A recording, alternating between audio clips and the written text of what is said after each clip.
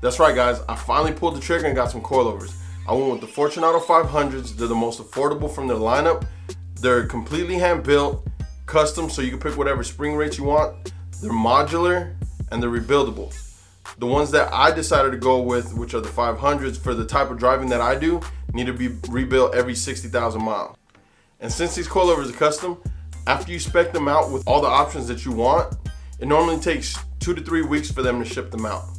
The fact that these coilovers are modular and rebuildable was a huge selling point for me. If later on down the road I want to go with the stiffer spring rate or their air piston setup, I can. I just have to box them up, set them down to Fortune, wait 2 or 3 weeks, and then I'll have a brand new setup. Enough with the yapping, let's take a better look at these coilovers, and like Elijah would say, rally mode deactivated.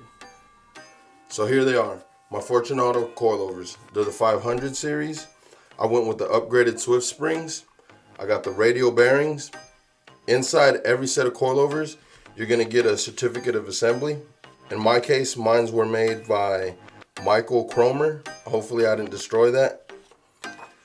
After that, you're gonna get your user guide and their catalog. This shows you all the different series that they have. Then you also get your wrenches, some Allen keys, and a sticker. Now with that out the way, let's get into some beauty shots.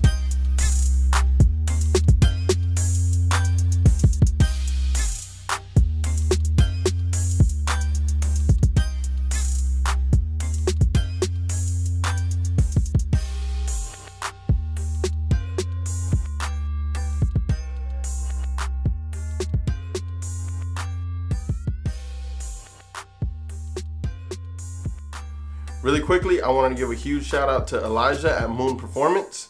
If you guys love Evo content, you guys need to be following his Instagram. And I want to put it right here.